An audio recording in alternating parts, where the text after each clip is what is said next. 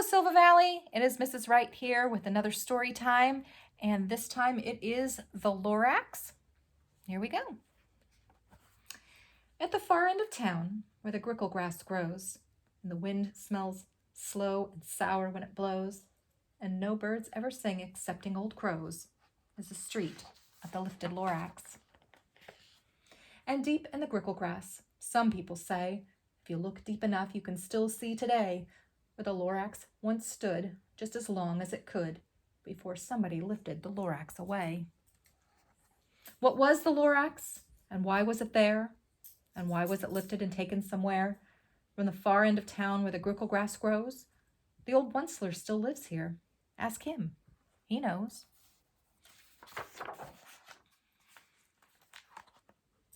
You won't see the Onceler. Don't knock at his door. He stays in his lurkum on top of his store. He lurks in his lurkum, cold under the roof, where he makes his own clothes out of muffered moof.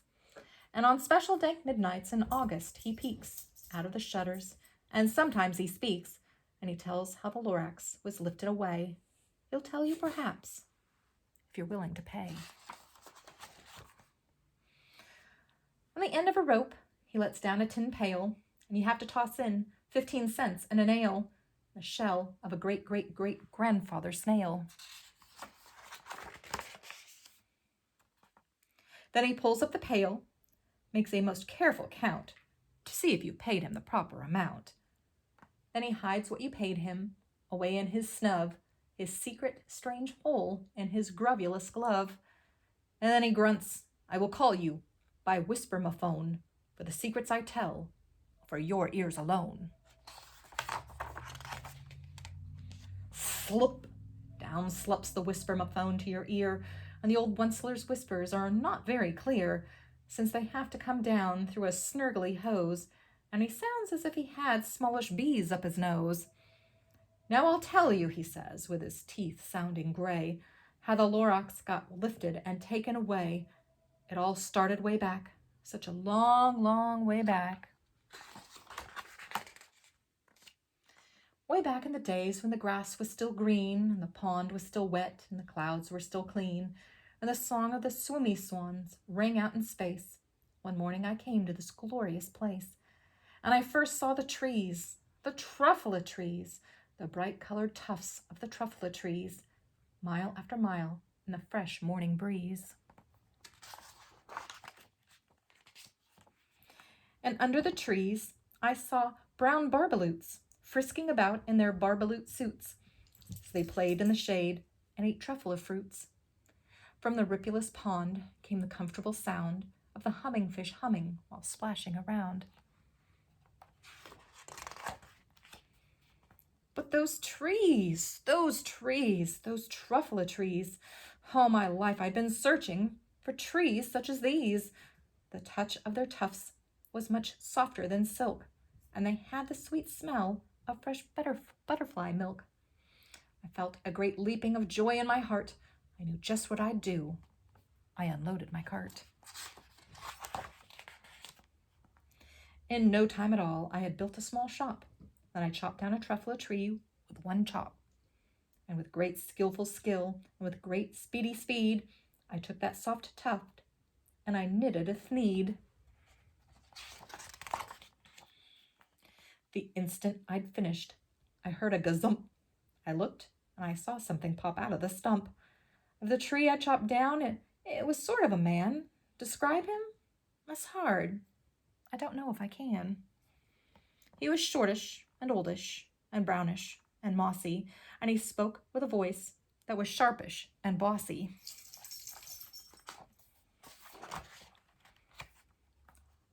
Mister, he said with a sawdusty sneeze, I am the Lorax. I speak for the trees. I speak for the trees have no tongues, and I'm asking you, sir, at the top of my lungs. He was very upset as he shouted and puffed. What's that thing you've made out of my truffula tuft?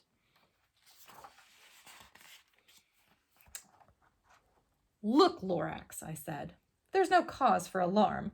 I chopped just one tree. I am doing no harm. I'm being quite useful. This thing is a thneed. A Thneed's a fine something that all people need. It's a shirt, it's a sock, it's a glove, it's a hat. It has other uses, yes, far beyond that. You can use it for carpets, for pillows, for sheets, or curtains or covers for bicycle seats. The Lorax said, Sir, you are crazy with greed. There is no one on earth who would buy that fool Thneed. But the very next minute, I proved he was wrong, for just at that minute, a chap came along, and he thought that the Thneed I had knitted was great, and he happily bought it for $3.98. I laughed at the Lorax. You poor stupid guy, you never can tell what some people will buy.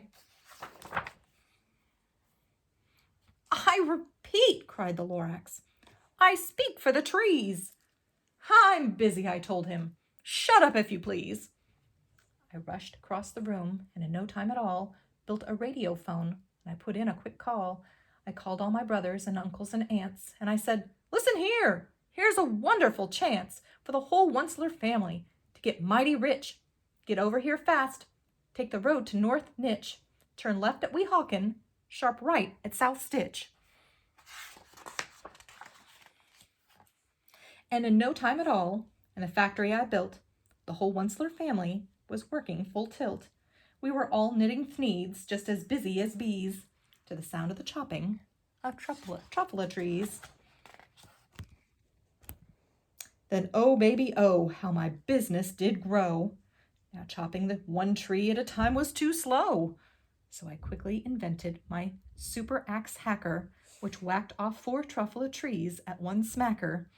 We were making Thneeds 4 times as fast as before, and that Lorax, he didn't show up anymore.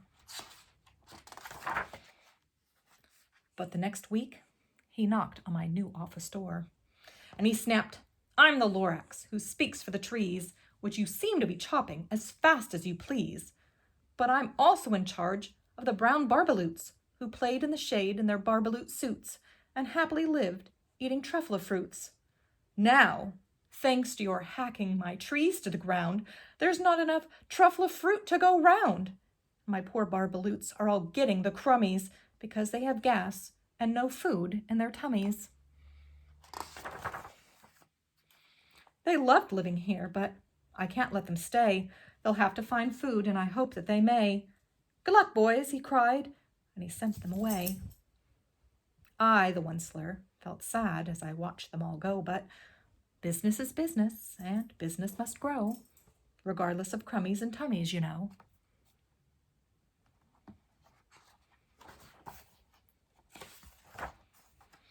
I meant no harm, I most truly did not, but I had to grow bigger, so bigger I got. I biggered my factory, I biggered my roads, I biggered my wagons, I biggered the loads of the Thneeds I shipped out. I was shipping them forth to the south, to the east, to the west, to the north. I went right on biggering, selling more Thneeds, and I biggered my money, which everyone needs. Then again he came back. I was fixing some pipes when that old nuisance Lorax came back with more gripes. I am the Lorax, he coughed and he whiffed. He sneezed and he snuffled, he snargled, he sniffed. Onceler, he cried with a cruffulous croak. Onceler, you're making such smogulous smoke. My poor swimmy swans, why, they can't sing a note. No one can sing who has smog in his throat. And so, said the Lorax, please pardon my cough. They cannot live here, so I'm sending them off. Where will they go? I don't hopefully know. They may have to fly for a month or a year to escape from the smog you've smogged up around here. What's more, snapped the Lorax. His dander was up. Let me say a few words about gluppity-glup. Your machinery chugs on day and night without stop, making gluppity-glup and sloppity-slop. And what do you do with this leftover goo? I'll show you, you dirty old Onceler man, you. You're glumping the pond where the hummingfish hummed. No more can they hum, for their gills are all gummed. So I'm sending them off.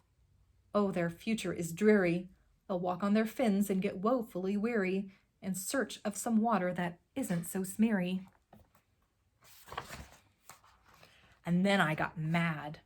I got terribly mad, and I yelled at the Lorax, "Now listen here, Dad. All you do is yap yap and say, bad, bad, bad, bad. Well, I have my rights, sir, and I'm telling you, I intend to go on doing just what I do. And for your information, you Lorax, I'm figuring on biggering and biggering and biggering and biggering, turning more truffula trees into thneeds, which everyone needs." And at that very moment, we heard a loud whack. From outside in the fields came a sickening smack of an axe on a tree, and then we heard the tree fall, the very last truffula tree of them all. No more trees, no more thneeds, no more work to be done. So in no time, my uncles and aunts, every one, all waved me goodbye, and then jumped into my cars and drove away under the smoke-smuggered stars. Now all that was left 'neath the bad-smelling sky was my big empty factory, the Lorax, and I. The Lorax said nothing, just gave me a glance, just gave me a very sad, backward glance as he lifted himself by the seat of his pants. And I'll never forget the grim look on his face when he hoisted himself and took leave of this place through a hole in the smog without leaving a trace. And all that was the Lorax left here in this mess was a small pile of rocks with one word, unless. Whatever that meant, well, I just couldn't guess. That was long, long ago, but each day since that day, I've sat here and worried away. Through the years, while my buildings have fallen apart, I've worried about it with all of my heart. But now, says the Onceler, now that you're here, the word of the Lorax seems perfectly clear. Unless someone like you cares a whole awful lot, nothing is going to get better. It's not. So catch, says the Onceler, and he lets something fall. It's a truffula seed. It's the last one of all. You're in charge of the last of the truffula seeds, and truffula trees are what everyone needs. Plant a new truffula, treat it with care, give it clean water, and feed it fresh air. Grow a forest and protect it from axes that hack. Then the Lorax and all of his friends may come back. That's it. That is the Lorax for today. Thank you for tuning in and seeing my little guys here and waiting for story time. We will read another story soon. Thanks, Silva Valley. Keep reading.